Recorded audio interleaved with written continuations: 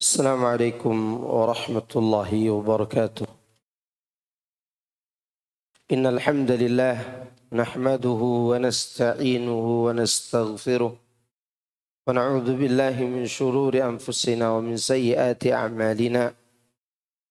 من يهده الله فلا مضل له ومن يضلل فلا هادي له، وأشهد أن لا إله إلا الله وحده لا شريك له، وأشهد أن محمدا عبده ورسوله صلوات ربي وسلامه عليه وعلى آله وصحبه أجمعين. أما بعد. Jemaah sekalian, azani Allah wa iyyakum. Alhamdulillah, kita bersyukur kepada Allah Subhanahu wa taala atas limpahan nikmat yang Allah berikan kepada kita semuanya, terutama nikmat Islam, nikmat iman, dan nikmat diberikan kesempatan untuk menjalankan aktivitas-aktivitas ibadah yang Allah perintahkan kepada kita semuanya. InsyaAllah kita akan melanjutkan pembahasan kita dari surat At-Talaq. Kita melanjutkan ke ayat kedua. Kita bacakan dulu ayatnya. A'udzu billahi minasy syaithanir rajim. فإذا بلغن أجلهن فأمسكوهن بمعروف أو فارقوهن بمعروف وأشهدوا ذوي عدل منكم وأقيموا الشهادة لله ذلكم يوعظ به من كان يؤمن بالله ذلكم يوعظ به من كان يؤمن بالله واليوم الآخر ومن يتق الله يجعل له مخرجا ويرزقه من حيث لا يحتسب ومن يتوكل على الله فهو حسبه إن الله بالغ أمره قد جعل الله لكل شيء قدرا. Apabila mereka, yaitu para wanita, telah mendekati masa iddahnya atau akhir iddahnya, maka rujukilah mereka dengan cara yang baik atau lepaskanlah mereka dengan cara yang baik pula. Dan persaksikanlah dengan 2 orang saksi yang adil di antara kalian. Dan hendaklah kalian tegakkan kesaksian itu karena Allah Subhanahu wa ta'ala. Demikianlah diberi pelajaran dengan itu orang-orang yang beriman kepada Allah dan hari kiamat. Barang siapa yang bertakwa kepada Allah, niscaya dia akan mengadakan baginya jalan keluar dan memberinya rezeki dari arah yang tidak disangka-sangkanya. Dan barang siapa yang bertawakal kepada Allah, niscaya Allah akan mencukupkan keperluannya. Sesungguhnya Allah melaksanakan urusan yang telah ditetapkannya atau dikehendakinya. Sesungguhnya Allah telah mengadakan ketentuan bagi tiap-tiap sesuatu. Ayat ini masih berbicara mengenai wanita yang diceraikan. Pada pertemuan kita sebelumnya, wanita yang diceraikan itu tidak boleh dikeluarkan dari rumah selama masih masa iddah.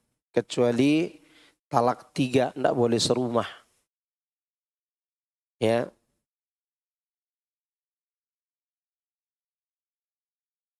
Di antara hikmah kenapa dia tidak dikeluarkan dari rumah, kata Allah di akhir ayat pertama, la'allallaha yuhditsu ba'da dzalika amra. Mudah-mudahan Allah Subhanahu wa taala, ya, la tadri la'allallaha yuhditsu ba'da dzalika amra. Kamu tidak tahu, barangkali Allah mengadakan suatu hal yang baru setelah itu. Artinya memperbaharui cinta setelah diceraikan atas dasar kebencian. Ya. Nah, apabila masa iddahnya telah lewat, mendekati masa habisnya, maka tahanlah mereka atau rujukilah mereka itu. Allah berfirman, oleh karena itu jika wanita-wanita yang menjalani iddah itu sudah mencapai batas waktu iddahnya, yakni telah sampai di penghujung masa iddah dan sudah mendekatinya, tetapi masa iddah belum habis secara keseluruhan, maka pada saat itu bisa saja suami bertekad untuk mempertahankannya, yaitu merujuknya kembali dalam lembaga pernikahan dan melanjutkan kewajibannya sebagai seorang suami kepada istrinya tadi. Jadi disuruh rujuk dengan cara yang baik, yaitu berbuat baik kepadanya ketika bersama-sama dengannya. Atau bisa saja suami tetap bertekad akan menceraikannya dengan cara yang baik pula, yaitu dengan tidak dicerca, tidak dicela, tidak dikasari, melainkan diceraikan dengan cara yang santun. Nah, ini fenomena memang terjadi di hari ini. Orang kalau bercerai udah semua mengumbar aib-aibnya di media sosial. Apalagi ada orang, bukan orang ketiga lagi, orang ketujuh yang nanya, Ustadz, akhi, kenapa antum ceraikan istri antum? Saya tidak mau kasih tahu orang rahasianya. Tapi untuk ente tidak apa-apa deh. Ini masalah yang kita hadapi sekarang. Lihat kata Allah, kalau kalian rujuklah dengan cara yang baik. Emang ada orang rujuk dengan cara tidak baik? Ada. Bagaimana caranya? Dia gantung istrinya. Ya, sebenarnya dia tidak punya niat untuk rujuk. Tidak punya niat untuk menjalin hubungan dengan istrinya. Mungkin dia punya dendam dengan istrinya. Bagaimana supaya dia tidak bisa nikah lagi nih dengan orang lain. Udah saya rujuk aja dan saya tidak akan memperlakukan dia sebagaimana suami dengan istri. Atau malah dia membuat istrinya itu sakit hati bersamanya. Dengan cara membuat istrinya khulu' misalnya. Agar istrinya kembalikan semua maharnya. Jadi kalau diceraikan, karena rugi nih, kata dia begitu. Udahlah rujuk dulu, nanti bikin masalah supaya dia melakukan khulu'. Kalau dia melakukan khulu', maka dia wajib kembalikan maharnya kepada saya lagi. Mungkin dulu maharnya intan berlian seharga 100 juta misalnya. Maka dia tidak mau menceraikan begitu saja. Maka oleh karena itu Allah menegur. Fa'amsikuhunna bima'ruf. Tahanlah mereka dengan cara yang ma'ruf. Dengan cara yang baik. Begitu juga kalau ceraikan dengan cara yang baik, yang santun. Tidak usah diumbar aibnya di media sosial. Demikian juga ibu-ibu. Kenapa cerai sama suami? Suami saya itu begini pak. Nah ini masalah sekarang ini. Maka disuruh dengan apa? Bima'ruf, dengan santun, dengan baik. Dan persaksikanlah dengan 2 orang saksi yang adil di antara kalian. Maksudnya untuk merujuknya kembali jikalau kalian bertekad untuk melakukannya. Sebagaimana diriwayatkan oleh Abu Dawud serta Ibnu Majah, bahwasanya dia pernah ditanya tentang seorang laki-laki yang menceraikan istrinya. Lalu dia mencampurinya dan tak ada orang yang menjadi saksi perceraian dan rujuknya. Maka dia jawab, dia diceraikan dan dirujuk tidak berdasarkan sunnah. Persaksian perceraian dan rujuknya jangan engkau ulangi. Ya. Persaksikanlah perceraian dan rujuknya dan jangan engkau ulangi. Disebutkan oleh Ibnu Jarir Al-Tabari, tidak dibenarkan pernikahan, perceraian dan rujuk melainkan dengan dihadiri oleh dua saksi yang adil. Ini sebagaimana difirmankan oleh Allah, terkecuali karena adanya alasan yang dibenarkan. Ya. Lantas firman Allah berikutnya, "Dzalikum yu'adzu bihi man kana yu'minu billahi wal yaumil akhir." Demikianlah diberi pengajaran dengan itu orang-orang yang beriman kepada Allah dan hari akhir. Maksudnya demikian yang kami perintahkan atas kalian, yaitu berupa kehadiran saksi dan penegakan kesaksian. Hanya orang-orang yang beriman kepada Allah dan hari akhir saja yang akan menerapkan hal tersebut, serta orang yang takut terhadap hukum Allah dan alam akhirat. Dari uraian tersebut di atas, Imam Syafi'i menegaskan dalam salah satu fatwanya tentang kewajiban menghadirkan saksi ketika hendak rujuk, sebagaimana beliau juga mewajibkan ketika hendak mulai pernikahan. Pendapat yang sama juga dikemukakan oleh sekelompok ulama. Ulama-ulama yang berpendapat demikian menerangkan sesungguhnya rujuk tidak sah kecuali dalam bentuk ucapan agar dapat disaksikan oleh saksi. Dan ini pendapat sekelompok ulama. Sebagian lain berpendapat bahwa rujuk itu cukup dengan sikap pun sudah rujuk. Seperti mencoleknya, atau memegangnya, atau yang lainnya. Sedangkan sebagian ulama mengatakan harus dengan adanya apa? Saksi yang mendengar rujuknya itu. Iya. Kemudian, wa may yattaqillaha yaj'al lahu makhraja. Barang siapa yang bertakwa kepada Allah, maka Allah akan memberikan kepadanya jalan keluar. Dan akan memberikan rezeki kepadanya dari arah yang tidak disangka-sangkanya. Lihat di dalam ayat ini, Allah berbicara tentang perceraian. Allah berbicara tentang apa? Perceraian. Di mana Allah Subhanahu wa taala menyebutkan barang siapa yang bertakwa. Kenapa demikian? Kenapa Allah tiba-tiba berbicara takwa? Tiba-tiba berbicara tawakal. Padahal ini masalah perceraian. Ada apa? Jawabannya adalah karena orang yang bercerai, mereka sangat berpotensi untuk melakukan perbuatan maksiat. Baik maksiat yang terjadi di saat mereka bercerai dengan cara saling mencela, mencaci maki, ya, menghina, itu maksiat. Atau kemaksiatan yang dilakukan setelah perceraian itu. Karena mereka sudah kehilangan kelezatan berhubungan suami istri, akhirnya mencari jalan yang haram. Dan ini tidak sedikit terjadi. Yang sebagiannya disebut duren. Tahu duren enggak? Duda keren.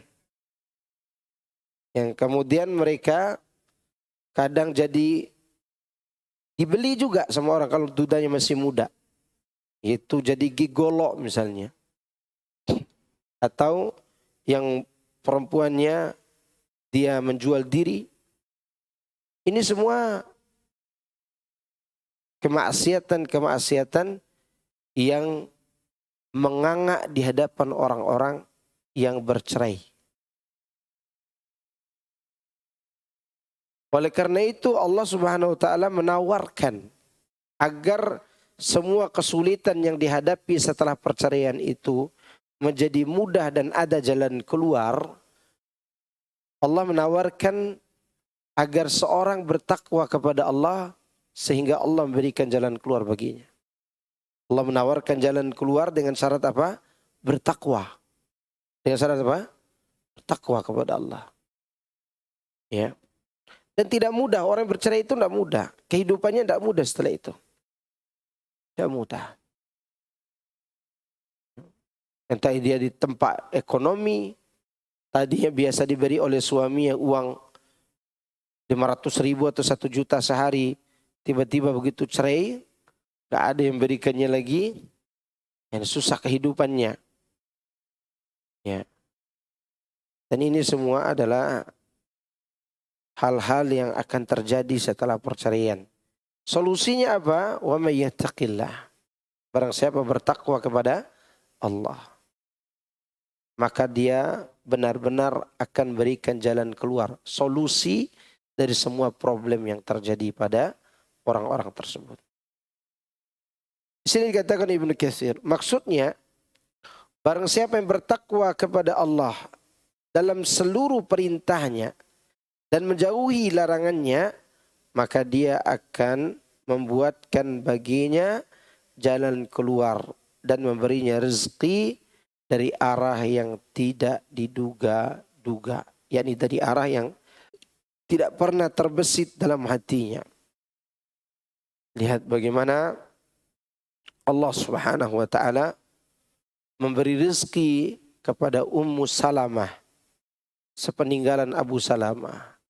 Menurut Ummu Salamah, tidak ada lagi laki-laki yang lebih baik daripada Abu Salamah selain Rasulullah SAW. Maka Allah pun menikahkannya dengan siapa? Rasulullah SAW. Padahal Ummu Salamah itu tua. Wanita tua. Tapi walaupun tua cantik.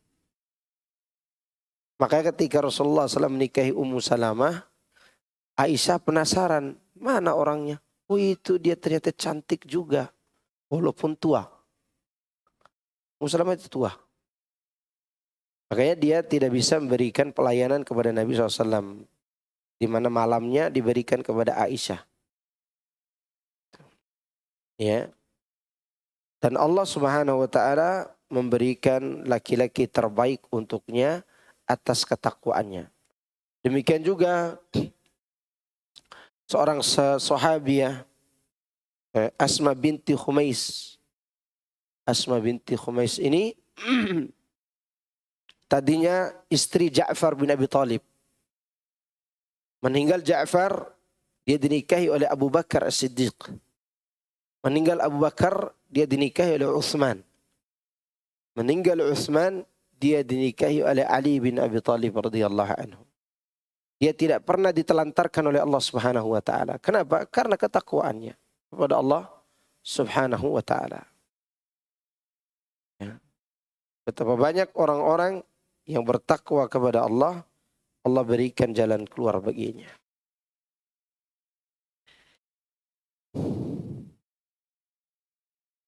Imam Ahmad menukil dari Abu Dzar. Dia berkata, Nabi SAW pernah membaca ayat ini. Wa may yattaqillaha yaj'al lahu makhraja wa yarzuquhu min haitsu la yahtasib. Barang siapa yang bertakwa kepada Allah, niscaya ia akan mengadakan baginya jalan keluar dan memberinya rezeki dari arah yang tidak disangka-sangkanya. Nabi SAW pernah membacakan ayat ini kepadaku sampai selesai. Lalu beliau bersabda, wahai Abu Dzar, seandainya saja umat manusia secara keseluruhan berpegang teguh kepadanya, niscaya hal tersebut cukup bagi mereka. Kemudian lanjut Abu Dzar, beliau kembali membacakannya secara berulang-ulang kepadaku hingga aku mengantuk. Kemudian beliau bersabda, wahai Abu Dzar, apa yang kau perbuat jikalau engkau dikeluarkan dari Madinah. Maka aku katakan, aku akan pergi ke belahan negeri yang luas sehingga aku bisa menjadi salah satu burung merpati Mekah.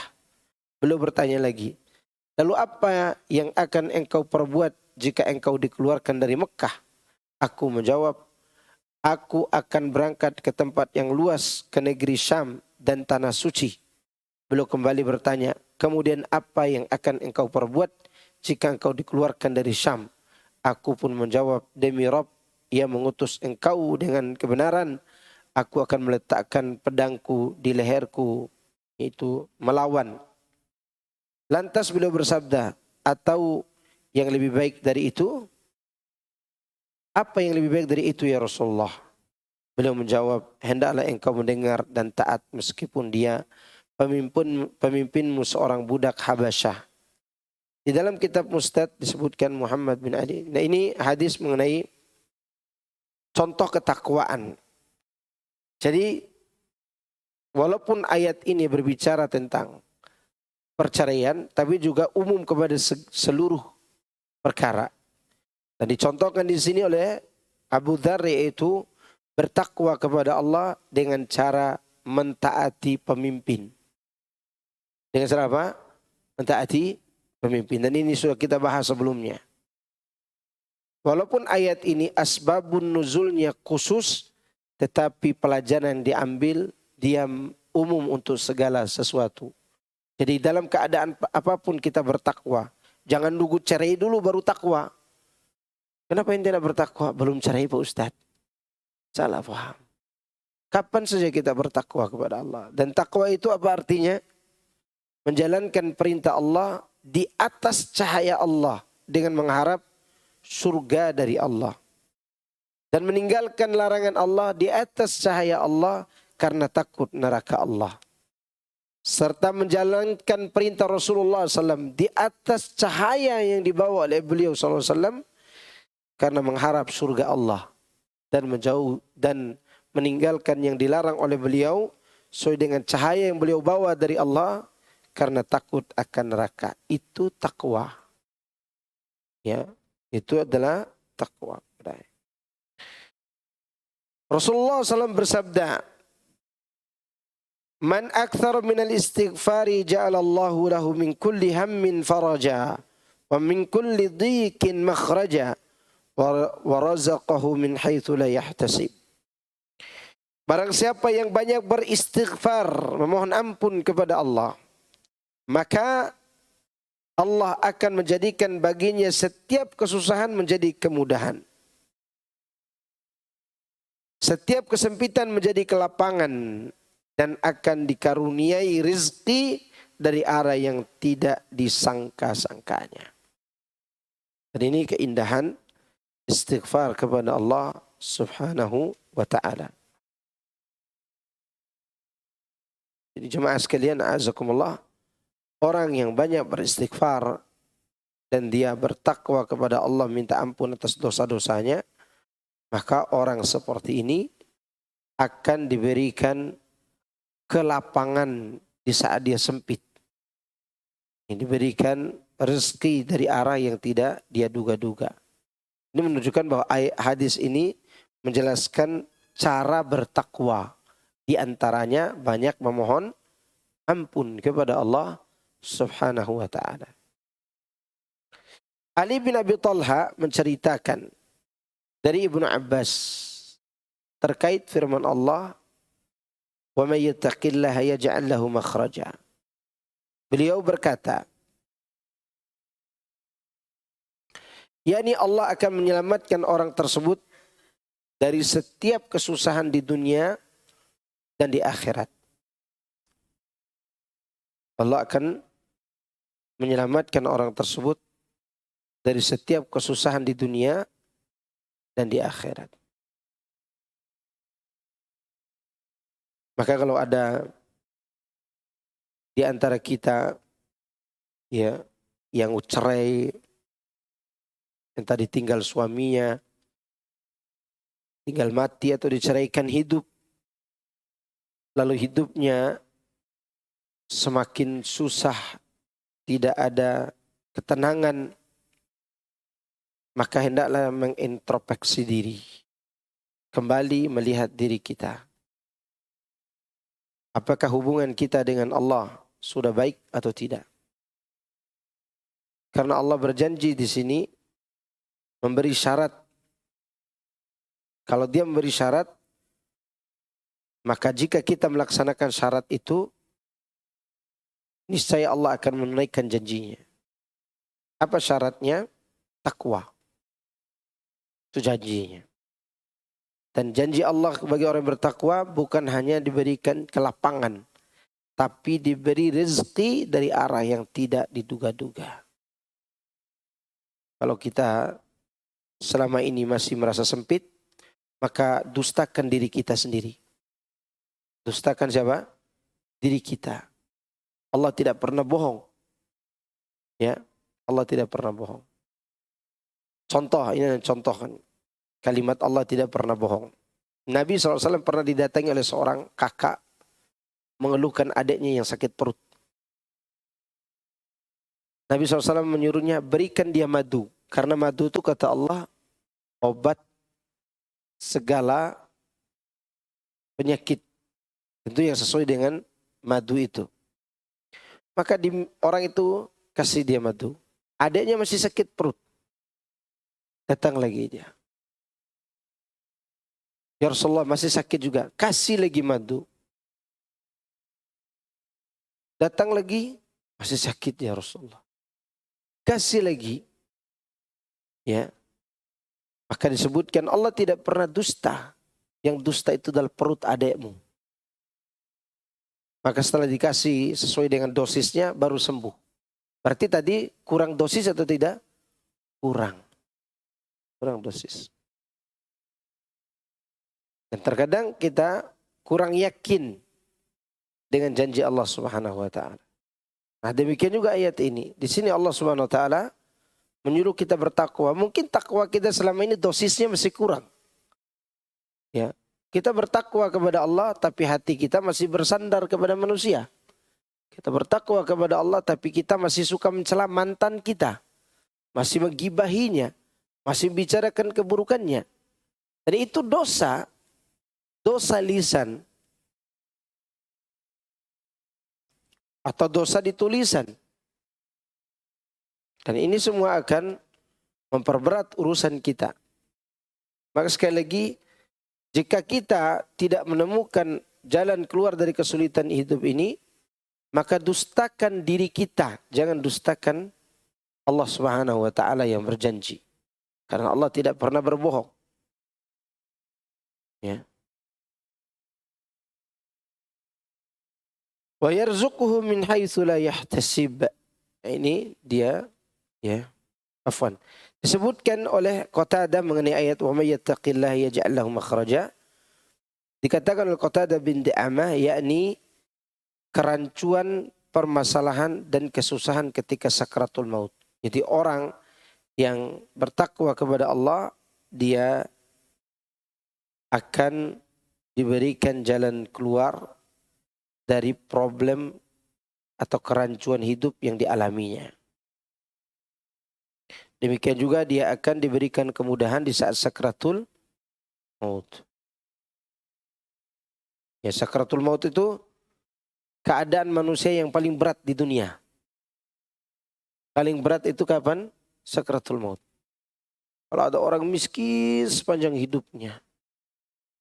Ya. Dan dia merasakan begitu sulitnya hidup. Begitu sakratul maut itu keadaan yang paling susah.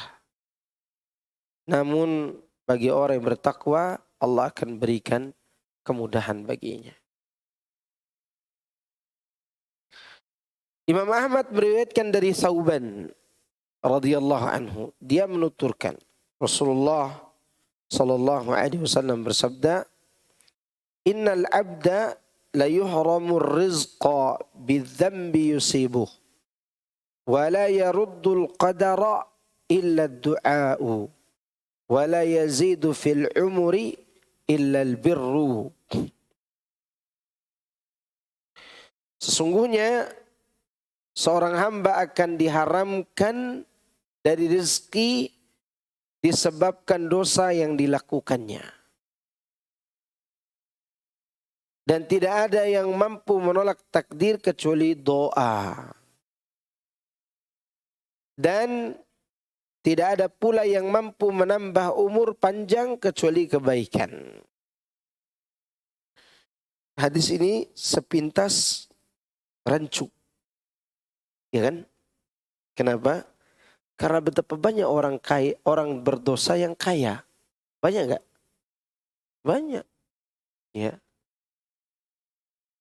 Pemilik judi-judi yang besar di dunia itu, entah itu judi online maupun judi offline, itu orang-orang kaya.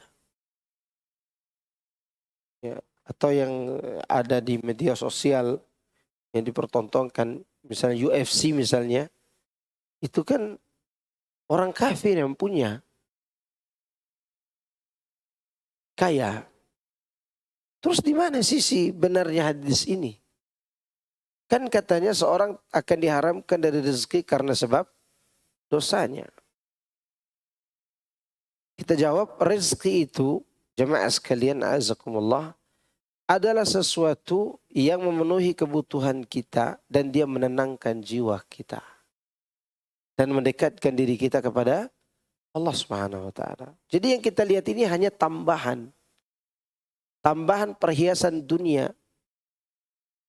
Rezeki kita itu apa yang kita makan, menjadi daging dan menjadi kotoran, apa yang kita pakai, kemudian lusuh, dan apa yang kita infakkan, dan itu yang kekal. Rezeki kita. Ya. Kalaupun Allah berikan rezeki dengan adanya tambahan, misalnya berikan kekayaan, itu tambahan saja. Jika kekayaan itu digunakan untuk ketaatan kepada Allah, berarti itu adalah rezeki yang baik. Tapi jika digunakan untuk bermaksiat kepada Allah, maka berarti di situ tidak ada kebaikan. Oleh karena itu orang-orang yang memiliki jabatan, memiliki kekayaan, mereka sedang tidak tenang-tenang saja seperti kita. Enggak. Mereka lagi saling banting-membanting, saling caci-memaki, tidak tenang. Takut ditangkap. Ya sampai ada salah seorang pejabat ngomong kepada saya waktu itu, Ustadz, saya ini kalau didatangi kepala desa di sini kalau datang KPK ini mau datang ngaji bukan mau datang tangkap orang. Itu lurahnya udah ketar-ketir tuh. Padahal KPK ini mau datang ngaji dulu waktu zaman SBY. Ya, waktu itu kan KPK banyak yang ngaji waktu itu. Datang ngaji ke sini nih di Ciampea. Ya, yang datang tuh intelijennya, yang kota-kotanya jenggot-jenggot gitu. Nah, kepala desa setempat kalau dengar ada KPK datang itu sudah ketar-ketir ya. Ketar-ketir. Kenapa? Gelisah. Demikian juga para perwira-perwira tinggi polisi itu, entah itu yang berbintang 1 yaitu Brigjen atau Irjen atau apalah di atasnya. Mereka kalau berhadapan dengan propam, padahal mungkin dia cuma manggil biasa aja, mau kencing di celana. Dan ini pengakuan mereka, sebagian dari mereka. Khawatir. Bagi orang yang jujur, orang yang baik, orang yang takwa kepada Allah, mau dipanggil oleh siapapun, dia tidak akan takut menghadap. Penjara pun yang akan disiapkan, yang penting dia benar, dia tetap akan menghadap. Nabi Yusuf alaihissalam, dia lebih baik di penjara daripada berzina. Enggak, itulah takwa. Ya. Maka oleh karena itu jemaah sekalian azakumullah, jangan pernah mengukur rezeki itu dari nilai yang kita lihat dan kita hitung. Tapi ukurlah dari ketenangan jiwa kita di saat kita memperoleh rezeki tersebut. Dan bagaimana cara kita memanfaatkannya.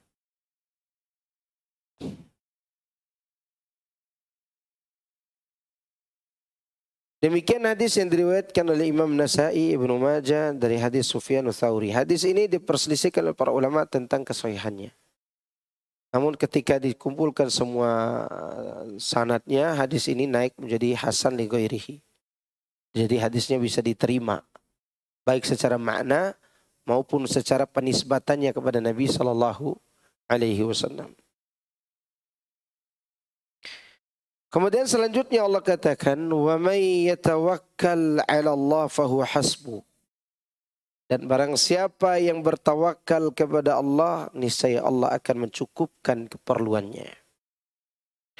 Imam Ahmad menukilkan dari Abdullah bin Abbas, bahwasanya dia memberitahukannya pada suatu hari dia pernah naik ke boncengan, membonceng kendaraan di belakang Rasulullah SAW. Jadi Abdullah bin Abbas ini pernah digonceng oleh Nabi Sallallahu Alaihi Wasallam. Nah, ini bertanda bahwa Nabi itu orang yang tawadhu, rendah hati. Anak kecil dibonceng. Seharusnya presiden itu gonceng siapa? Minimal menhan lah. Menteri Pertahanan atau anggota dewan. Ini anak kecil. Abdullah bin Abbas, kemudian siapa lagi itu? Mu'adz bin Jabal, ya, pernah dibonceng oleh Nabi SAW di saat mereka masih masa kanak-kanaknya. Kata Nabi SAW kepada Abdullah bin Abbas, "Ya gulam, inni u'allimuka kalimatin. Ihfadillah yahfadka. Ihfadillah tajidhu tujahaka. Wa idha sa'alta fas'alillah.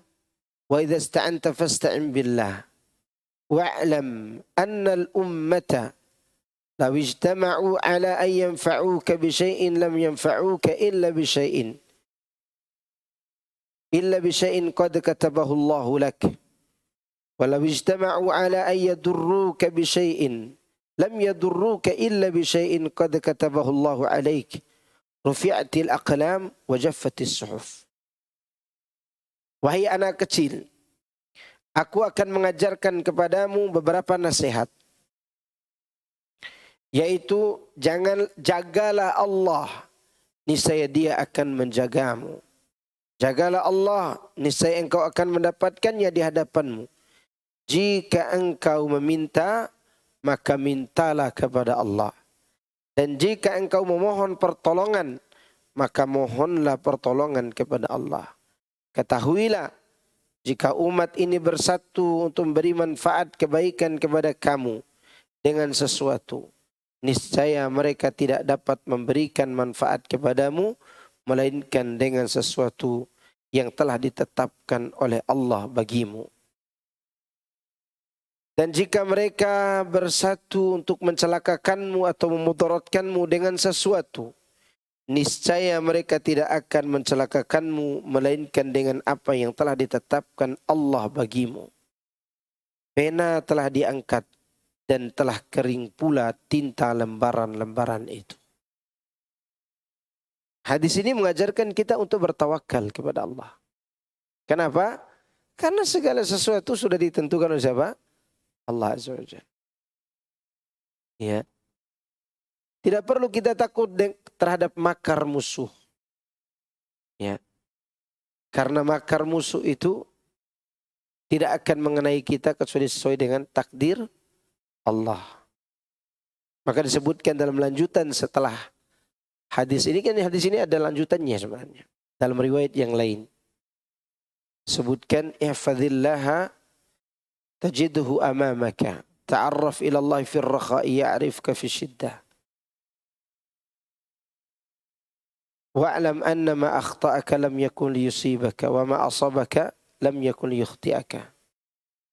Kata Nabi SAW setelah itu, jagalah Allah, niscaya engkau dapati Allah di hadapanmu. Dan kenalilah Allah di saat engkau lapang, niscaya Allah akan mengenalimu di saat engkau sempit. Ketahuilah apa yang ditakdirkan tidak akan mengenai dirimu, maka dia tidak akan mengenaimu. Dan apa yang ditakdirkan mendatangi dirimu, maka dia tidak akan meleset darimu. Ini janji Nabi Sallallahu Alaihi Wasallam. Oleh karenanya kita serahkan semua urusan kita kepada Allah Azza wa Jalla. Karena tawakal itu mencukupkan keadaan kita. Takwa membuka jalan keluar dari kesempitan, bahkan diberi rezeki yang tidak disangka-sangka. Tawakal adalah sesuatu yang mendatangkan kecukupan bagi kita. Sandaran yang paling kuat adalah bersandar kepada Allah Azza wa Jalla. Inna Allah balighu amri. Sungguhnya Allah melaksanakan urusan yang dikehendakinya. Maksudnya, dialah yang menerapkan seluruh ketetapan dan juga hukumnya yang diberlakukan terhadap seluruh makhluknya sesuai dengan kehendak dan keinginannya. Tapi di sini bukan berarti kita ini hidup seperti kapas, tidak punya keinginan dan kemampuan. Punya semua itu. Ya. Dan bukan berarti pula kita di sini disuruh putus asa kalau sudah ditakdirkan ngapain kita beramal. Ya. Siapa tahu apa yang kita lakukan dari kebaikan ini sebagai bertanda takdir kita kebaikan juga. Ada sebuah ungkapan orang-orang yang menyimpang. Kalau semua sudah ditakdirkan Allah, ente misalnya ditakdirkan untuk masuk neraka, ente sudah berpuas-puas beramal kebaikan, tiba-tiba di akhir hayat Allah menyesatkan anda untuk berbuat keburukan. Padahal sudah capek-capeknya dia berbuat kebaikan. Maka untuk apa beramal kalau begitu? Kata orang-orang sesat ini. Kita jawab. Baik, mereka pun membawa dalil. Contoh misalnya. Dia contohkan hadis. Wa inna ahadakum la ya'malu bi'amali ahli jannah. Hatta ma yakuna bainahu wa bainaha illa dhira. Fayasbiku alaihi kitab. Faya'malu bi'amali ahli nar. Fayadkhuluha. Sungguhnya salah seorang di antara kamu benar-benar melaksanakan amalan penduduk surga. Yang tidak ada lagi jarak antara dia dengan surga kecuali tinggal sehasta. Lalu tiba-tiba di akhir hayatnya catatan amalnya mendahului dia. Lalu dia melakukan amalan penduduk neraka dan masuk neraka. Berarti dia sudah ditakdirkan masuk neraka kalau begitu. Untuk apa beramal? Kita jawab hadis ini ada riwayat yang lain yang menjelaskan kenapa orang ini masuk neraka. Yaitu ada tambahan riwayat dalam riwayat Muslim. Fima yarahun nas. Dia beramal amalan calon penghuni surga menurut penglihatan manusia. Misalnya orang yang minta di kuburan. Berapa banyak orang yang menganggap itu kebaikan. Orang berbuat bid'ah. Betapa banyak orang menganggap itu kebaikan. Sehingga orang melihatnya ini calon penduduk surga. Tetapi mereka apakah otomatis masuk surga? Enggak. Mereka harus buktikan juga dengan amal. Tapi penglihatan manusia mereka ini adalah calon-calon penduduk surga. Lalu Allah Subhanahu wa taala menyeretnya kepada amal keburukan sehingga dia masuk neraka dengan sebab itu. Ini harus diperhatikan oleh kita semuanya. Jadi hadis tadi tidak membuat kita putus asa, enggak. Seakan-akan orang-orang berbicara demikian seperti seorang bapak menasihati anaknya.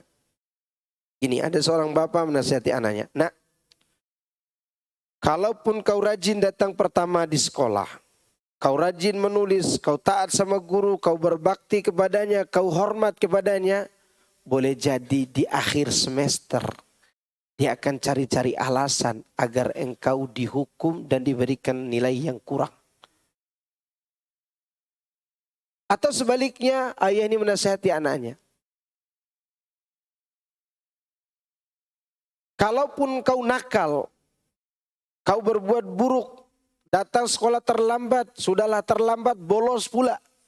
Boleh jadi di akhir hidupmu, Allah akan cari gurumu akan cari alasan agar engkau dinaikkan kelasmu. Kira-kira si anak ini dalam proses sampai ke akhir semester tadi, dia berbuat baik apa berbuat buruk? Berbuat buruk lah. Untuk apa saya baik? Wong nanti gurunya cari alasan untuk menghukum saya. Lebih baik saya kalau sekolah pakai anting 7 di sini. Ya kan? Baju seharusnya dimasukkan ke dalam saku, dalam celana supaya rapi. Malah baju dimasukkan ke dalam tas. Karena tubuh tato semuanya. Demikianlah perkata orang tadi motivasi orang lain untuk berbuat buruk. Seakan-akan dia mengatakan, ngapain ente beramal soleh? Wong akhir hayat juga Allah akan menyesatkan kamu. Kita jawab, Allah tidak seperti itu. Allah maha adil. Allah maha mulia. Dan dia akan membalas semua amal kebaikan orang sesuai dengan niat dan cara dia beramal. Kalau salah satunya rusak niat atau cara, maka Allah punya alasan untuk menyesatkan orang ini. Orang yang sesat itu karena mungkin niatnya atau karena mungkin cara dia beramal yang salah, maka Allah berikan kesesatan. Itu pun Allah masih memberi alasan agar dia diselamatkan dari dosa. Apa itu? Didatangkan musibah agar diampuni dosanya. Didatangkan hal-hal yang bisa membuat dia bisa terselamatkan dari api neraka. Berapa banyak orang yang taat? Para nabi, para wali-wali Allah. Dari kalangan sahabat, tabi'in, tabi'ut tabi'in. Mereka hidup dalam ketaatan dengan hati yang tulus dan cara beribadah yang sesuai dengan sunnah. Mati dalam ketaatan itu juga. Ya. Seperti misalnya Al-Imam Al-Auza'i. Abu Zur'ah Ar-Razi. Al-Imam Abu Zur'ah Ar-Razi rahimahullah. Dia perawi hadis yang paling kuat hafalannya. Dan hafalannya, sanad-sanadnya kuat. Sampai di akhir hayatnya, dia masih sempat mengajarkan hadis, man kana akhiru kalamihi la ilaha illallah, dakhalal jannah. Dan dia mati bawa kalimat itu. Dua yang dibawa mati. Dia sedang mengajar dan yang diajarkan terakhir kali kalimat itu. Itulah kebaikan yang Allah Subhanahu wa taala tidak pernah akan menyia-nyiakannya. Maka jangan sampai kita salah paham juga dengan takdir Allah. Takdir Allah itu rahasia dia. Itu masih ada di tangan Allah Azza wa Jalla. Punya kita hari ini. Apa yang bisa kita lakukan hari ini? Kebaikan. Yang kita yakini seyakin-yakinnya Allah tidak akan pernah menzalimi kebaikan kita. Ini mengenai keadaan takdir Allah Subhanahu wa taala. Makanya Allah katakan, qad ja'alallahu likulli syai'in qadara. Segala sesuatu Allah telah menentukan takdirnya. Wa kullu syai'in indahu bimiqdar. Dan segala sesuatu di sisi Allah sudah ada ukuran dan takdirnya. Ya, dan itu sekali lagi rahasia Allah. Kita tidak perlu mau tahu apa takdir kita. Tapi kita sudah diberitahukan apa yang harus kita lakukan sekarang. Dan bahkan kita disuruh lari dari takdir menuju kepada takdir. Bisa nggak kita lari dari takdir menuju pada takdir? Jawab. Saya mau tanya, kenyang itu takdir nggak? Kenyang. Takdir. Lapar. Bagaimana cara kita lari dari lapar ke kenyang? Ya makan. Maka disuruh oleh para ulama kita larilah dari takdir menuju kepada takdir. Jika keburukan adalah takdir Allah, larilah dari keburukan menuju kepada kebaikan. Dan kita berharap dengan cara itu kita mendapatkan akhir hayat yang baik dan masuk ke dalam surga Allah Subhanahu wa taala. Kita lanjut ayat selanjutnya, ayat keempat. Masih ada berapa menit lagi? Ya, anak hari ini ambil sampai jam 10:30 atau 11 kurang ya. Karena ada kepengurusan jenazah sekarang. Saya meninggal. Nah, ayat yang keempat ini adalah lanjutan dari pembahasan cerai kemarin. Masa iddah. Jadi diselingi di tengah-tengahnya dibicarakan tentang takwa dan tawakal. Sudah saya sebutkan di atas. Kenapa takwa dan tawakal? Penjelasannya terselip di tengah-tengah pembahasan perceraian. Karena perceraian itu adalah perkara yang sulit untuk dijalani. Dan sering terjadi maksiat ketika perceraian itu. Minimal maksiat lisan. Saling menggibah, mencaci maki dua belah pihak. Apalagi sekarang ini teman gibahnya lebih banyak lagi. Yaitu 5.000 temannya di Facebook. Ya. Belum lagi 1.000 followersnya di Instagram. Belum lagi 1.000 followersnya di mana? Di Twitter. Sebagaimana bentuk Twitternya terbang sana terbang sini. Maka aib temannya diumbar di situ. Maka tidak ada takwa lisannya berarti. Maka Allah menyebutkan di tengah-tengah pembahasan cerai ini dengan wa may yattaqillaha yaj'al lahu makhraja. Barang siapa yang bertakwa kepada Allah, Allah berjanji akan berikan solusi dari problem yang dihadapi. Entah solusi itu dia dapatkan kehidupan yang lapang setelah itu, atau Allah kembalikan hubungan mereka berdua dalam jalinan cinta dan kasih sayang yang diperbaharui. Atau hal-hal lainnya. Demikian juga barang siapa yang bertawakal kepada Allah, dia akan diberikan kecukupan. Bahkan sebelumnya Allah sebutkan diberi rezeki dari arah yang tidak diduga-duga. Banyak orang yang subhanallah dia bertakwa kepada Allah, diberi rezeki yang tidak dia sangka-sangka. Ya, dia tidak menduga dia akan mendapatkan ini. Dia tidak menduga akan terjadi begini dan begitu dalam kehidupannya. Bahkan ada sebagian orang dia tidak menduga kalau dirinya akan menjadi seorang dermawan. Atau seorang penuntut ilmu atau seorang ahli ibadah. Ini semua rezeki yang tidak disangka-sangka. Yang mana kita tidak perlu melamar pekerjaan di kantor. Entah wira swasta maupun kantor swasta atau yang lainnya. Semua itu hadir dengan adanya ketakwaan dalam diri seorang. Lihat bagaimana rezeki yang Allah berikan kepada seorang wanita yang tidak pernah disentuh oleh laki-laki sekalipun. Yang Allah abadikan namanya dalam Al-Quran. Itu Maryam. Maryam. Yang Allah sebutkan dia tidak pernah disentuh oleh laki-laki. Sebagaimana dia mengaku sendiri ketika Jibril datang. Fa'arsalna ilaiha ruhana fatamatsala laha basharan sawiya. Kami utus kepada Maryam itu ruh kami yaitu Jibril. Lalu Jibril menyerupai laki-laki yang paling sempurna perawakannya. Ini laki-laki tampan loh. Ini perempuan tidak pernah dia lihat laki-laki. Tiba-tiba nongol laki-laki yang paling tampan di hadapannya. Kira-kira dia akan bagaimana? Kelepak-lepok. Langsung motong jari. Ya. Ini Maryam. Di hadapannya muncul Jibril dalam perawakan laki-laki yang sangat tampan dan sempurna. Karena Allah katakan fatamassalaha basharan sawiya. Basharan sawiya, manusia yang sempurna perawakannya. Ya. Betul-betul tampan Jibril waktu itu. Apa kata Maryam? Qalat inni a'udzu birrahmani minka in kunta taqiyya.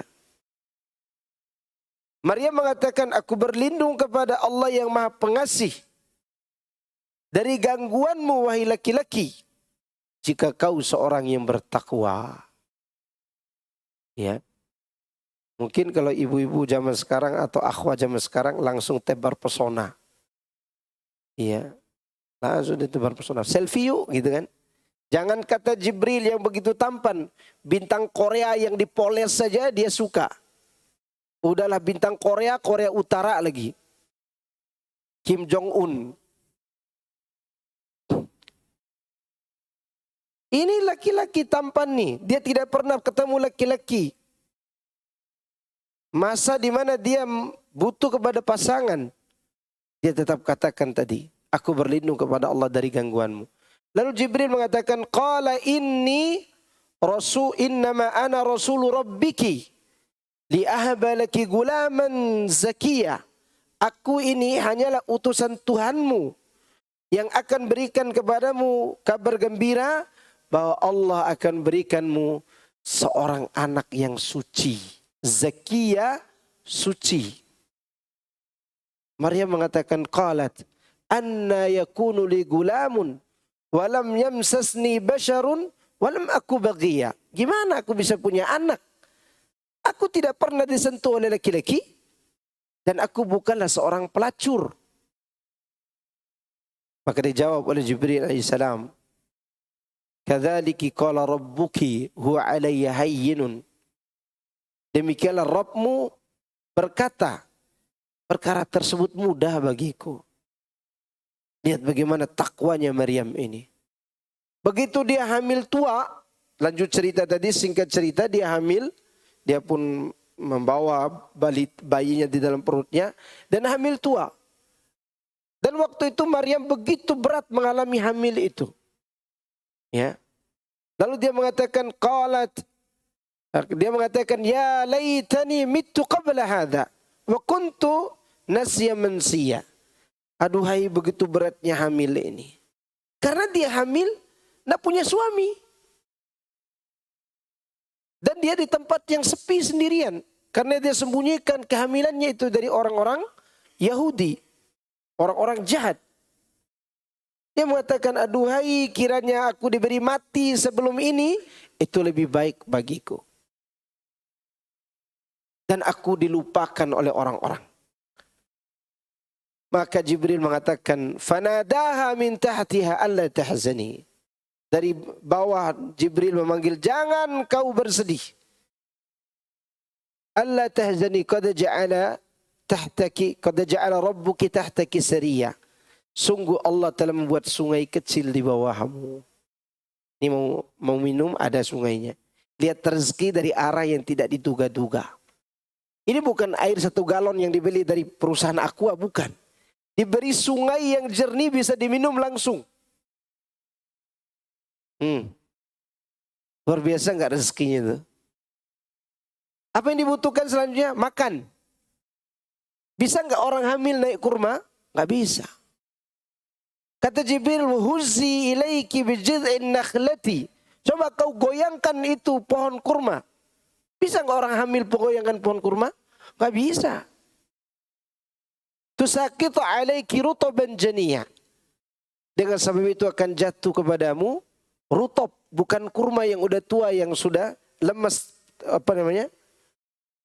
tempat buahnya. Tapi ini rutab yang masih kuat, mentis.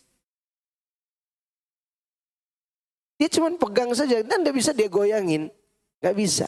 Apalagi sambil goyangin kurma main TikTok, tidak ada. Dia pegang aja tuh kurma. Jatuh dia. Tusaqitu alaiki rutaban janiyah. Makan sudah ada, minum sudah lengkap. Tinggal proses melahirkan. Itulah rezeki. Dari mana datangnya rezeki? Ketakwaan seorang wanita yang bernama Maryam. Tidak pernah disentuh laki-laki. Tidak pernah. Bahkan dalam cerita itu, dia sering menyendiri, takut bertemu dengan laki-laki. Fattakhadat min dunihim hijaban. Dia membuat hijab antara dirinya dengan manusia lainnya. Dan itu wanita.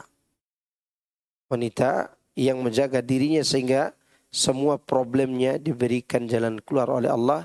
Dan rezeki yang tidak diduga-duga.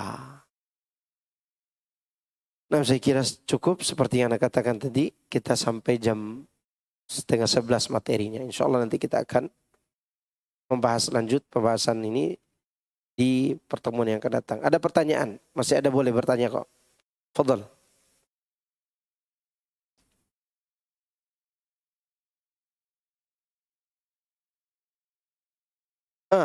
Iya.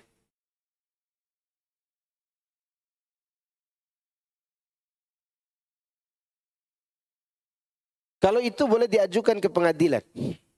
2 tahun, 3 tahun ditinggalkan suaminya, digantung. Maka ajukan ke pengadilan minta fasakh. Minta dirusak, diputus akadnya. Tidak boleh suami meninggalkan istrinya selama itu. Ya, dan itu menggantung dan itu menzaliminya para wanita. Bismillah.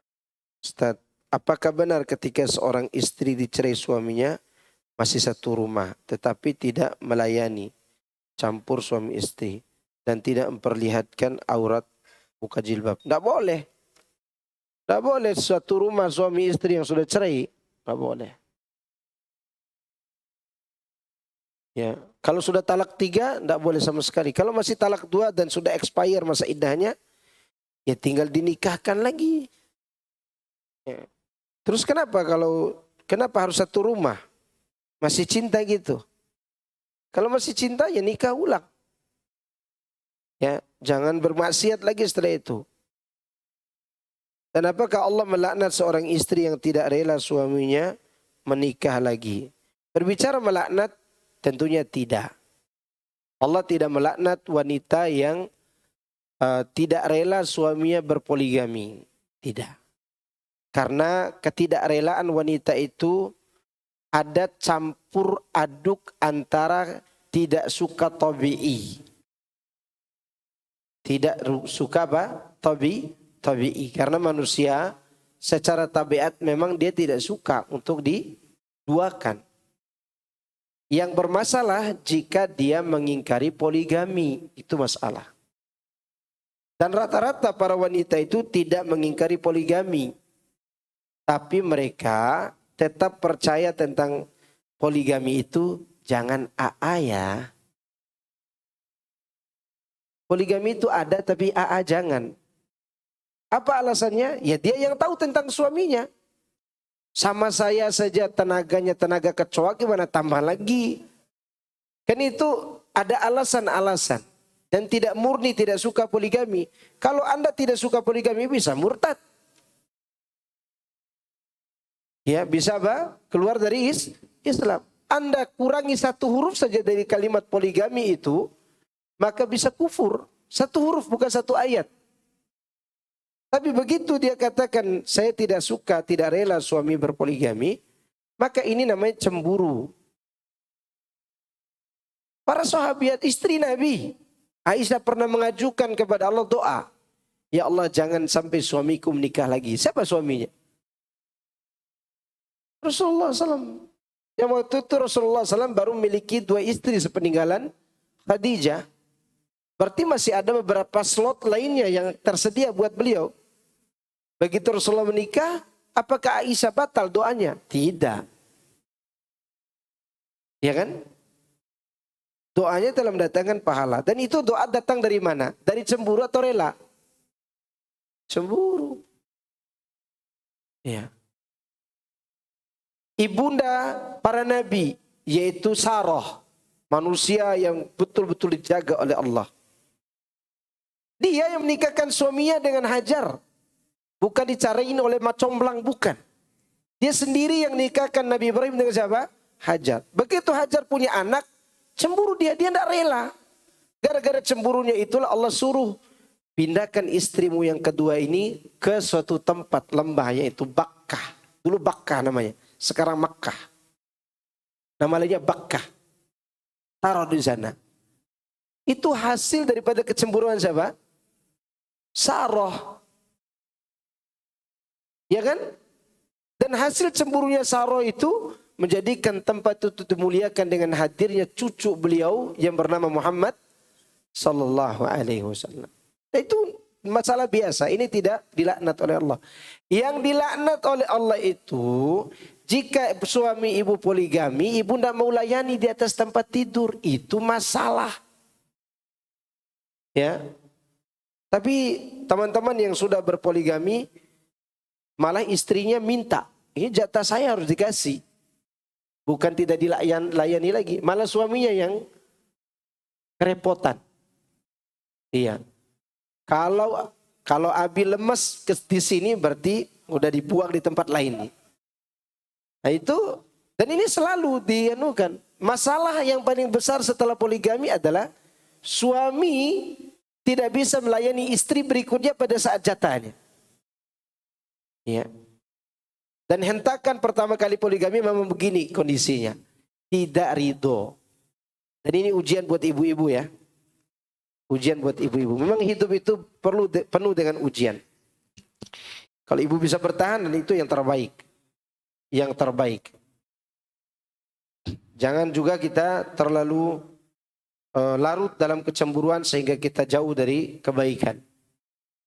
Kemarin sudah saya ceritakan, orang-orang baik dari kalangan wanita bukan tidak punya cemburu, tetap cemburu. Ini Aisyah, ini Hajar dengan siapa? Sarah. Ada manusia lebih baik dari Sarah di sini. Dicemburu juga Sarah itu. Bahkan saking cemburunya, ya disebutkan oleh beberapa riwayat, sampai-sampai dia sempat mengatakan, kalau aku ketemu tuh Ismail, itu bayinya Hajar, aku akan potong dia. Artinya saking cemburu bukan berarti mau bunuh, enggak. Kan ungkapan ibu-ibu begitu, ancamannya keras. Maka cara untuk itu semua, berarti suami yang harus belajar. Belajar memahami isi hati istrinya. Ya. Mau saya ceritakan tentang seorang ustadz yang tidak mau cerai dengan suaminya, dengan istrinya. Ada seorang ustadz, istri pertamanya lebih tua. Lebih tua 10 tahun istri pertamanya. Ya. Kemudian dia nikah lagi dengan istri yang kedua, yang jauh lebih muda. Istri pertamanya bilang, nanti saya akan urus cerai di pengadilan. Karena kau nikah lagi, kata istri pertamanya. Silakan kalau kau mau berani. Nanti kalau hakim itu mengetuk palu, saya ceraikan kalian, hakimnya saya potong kakinya. Kenapa? Dia pisahkan aku dari jantung hatiku, kata dia begitu. Dia pisahkan aku dari istriku yang aku cintai. Artinya dia ingin mengutarakan kepada istrinya, aku ini mencintaimu walaupun aku menikah lagi, begitu kata dia. Ya laki-laki begitulah biasa. Penjual obat namanya itu. Dan harus begitu memang. Karena kadang wanita itu ingin dia mau tahu masih cinta sama saya atau tidak. Itu. Nyatanya masih banyak orang-orang yang masih mencintai istrinya. Baik. Saya bukan praktisi maka saya tidak bisa jawab lama lagi. Assalamualaikum Ustaz.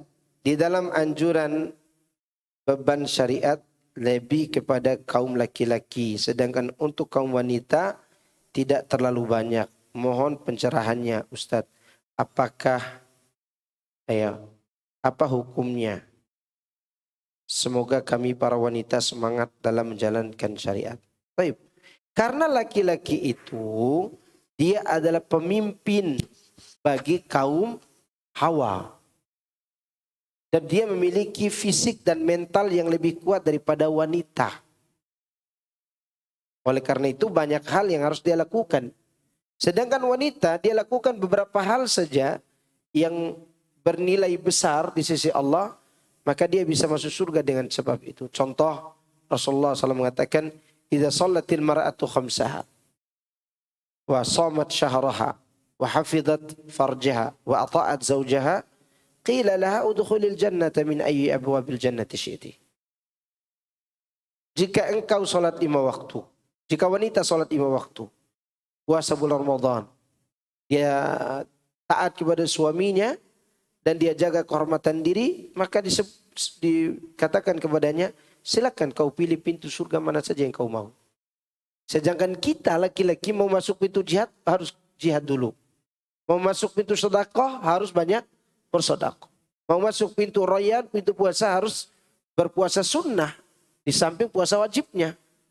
Mau masuk pintu apa saja kita harus lakukan amal sesuai dengan pintu itu. Wanita cukup 4 hal.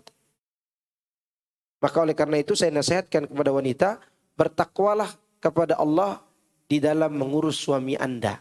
Karena setiap wanita yang masuk neraka itu gara-gara dia tidak pandai menghormati suaminya dan tidak melayaninya. Suami itu cukup 2 seharusnya untuk dilakukan buat suami. Cukup 2. Anda lakukan 2 hal ini, Anda akan selamat insya Allah terhadap suami Anda. Apa itu? Taati perintahnya dan hormati dia. Kalau Anda bisa menjadi dayang buat suami Anda di 2 perkara ini, maka dia akan menjadi budak bagi Anda di seluruh perkara Anda. Kecuali suami yang zalim. Ya. Seorang istri kalau dia pandai melakukan 2 hal. taati perintah suaminya, dan hormati dia dalam perkara yang tidak dilarang oleh Allah, maka suaminya akan siap menjadi budak baginya. Makanya sering kita dengar istri nasihati suami dengan 10 nasihat, 9 yang diterima oleh suaminya. Ya enggak? Suami nasihati istri dengan 10 nasihat, 1 yang diterimanya. Ada ikhwan ngomong begitu kepada saya, Ustadz, istri anak itu pandai sekali dia itu memberi nasihat. Seperti tadi kondisinya. Kalau begitu supaya dia terima 9 atau 10, dia nasihati ente 10, ente kasih nasihat 100. Ya kan? Supaya yang diterimanya sama-sama banyak. Oke, saya kira cukup. Ini ada pertanyaan lagi di bawah. Ketika seorang mengatakan gugatan cerai, apakah suami atau khulu, kepada suami atau khulu dari si istri, kapan penetapan dimulainya masa iddahnya? Di saat itu, di saat awal perceraian itu, di saat itu juga. Misalnya hakim mengatakan sah cerai khulu, di saat itu dia mulai menghitung masa iddahnya. Dan ketika masih dalam proses pengaduan pengadilan agama, apakah si istri diperbolehkan menerima lamaran dari laki-laki lain? Tidak boleh. Tidak boleh sampai selesai masa iddah. Haram hukumnya. Dan kadang ada wanita juga begitu. Baru cerai dengan suaminya, tiba-tiba udah ada yang lamar. Ini haram hukumnya. Tidak boleh. Tidak boleh. Cukup ya? Ustaz, Nah, ada yang nanya. Fadhal. kalau tolong minta disebutkan beberapa wanita yang bukan mahram, terutama istilahnya mantu lah, istilah mahram apa bukan? Tolong diucap. Yang lain-lain pokoknya. Apa?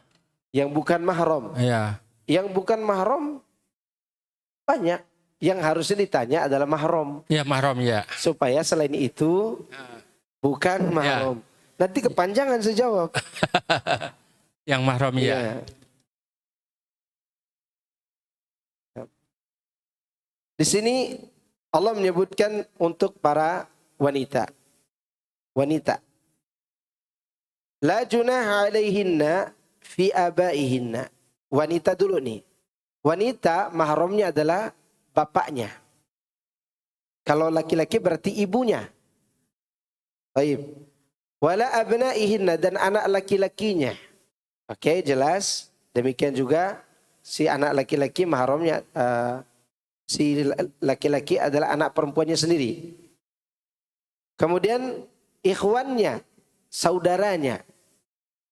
Ya, dan anak saudara laki-lakinya. Ini mahram buat ibu-ibu. Berarti mahram buat bapak-bapak, saudarinya, dan anak perempuan saudarinya. Itu mahram dia. Wala abna'i akhawatihinna, tidak ada celah baginya terhadap anak laki-laki saudarinya. Berarti kalau laki-laki, anak perempuan saudarinya. Ya, atau anak perempuan saudara kandungnya. Pokoknya keponakan. Tidak juga pada wanita-wanita yang mereka miliki. Artinya saudari teman wanita atau sepupu wanitanya, tidak masalah bagi wanita. Laki-laki juga begitu. Berarti kalau sepupu laki-laki mahram atau tidak? Tidak. Demikian juga sepupu wanita bukan mahram kita. Sepupu wanita bukan mahram kita karena dia halal untuk dinikahi. Namanya mahram artinya orang yang diharamkan nikahi. Itu yang dinamakan mahram. Mantu mahram untuk selamanya. Mahram itu ada 2. Mahram itu ada 3. Mahram karena nasab, mahram karena hubungan nikah, mahram karena persusuan. Mahram nasab tadi disebutkan, mahram nikah adalah hubungan antara ibu mertua dan anak menantu laki-laki, bapak mertua dan anak menantu perempuannya. Ini mahram untuk selamanya. Demikian mahram persusuan. Ini juga mahram untuk selama-lamanya. Tidak bisa dinikahi. Istri dan suami ini bukan mahram-mahroman, bukan. Karena halal kan dinikahi. Mahram tadi apa? Yang tidak boleh dinikahi. Istri kita bukan mahram kita. Yang mahram kita adalah mertua kita. Maka oleh karena itu tidak ada mantan mertua, yang ada mantan istri. Paham? Yang ada mantan suami, nggak ada mantan mertua. Karena dia selamanya jadi mahram kita. Sepupu tidak. Bibi mahram kita. Tapi anak bibi kita bukan mahram kita. Ya. Termasuk yang bukan mahram kita adalah sepupunya ayah. Sepupu ayah berarti bibi juga kan, tapi bibi sepupu.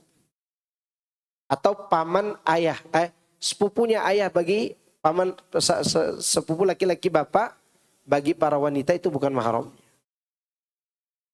Ya. Oleh karena itu boleh sepupu bapak Anda, misalnya bapak Anda punya sepupu laki-laki, menikahi anak perempuan bapak Anda. Ini A, bersepupuan dengan si B ini. Secara hubungan keluarga sepupu satu. Satu nenek, satu kakek. Tapi beda ayah ibu. Nah, si A ini punya anak perempuan. Disukai oleh sepupunya tadi.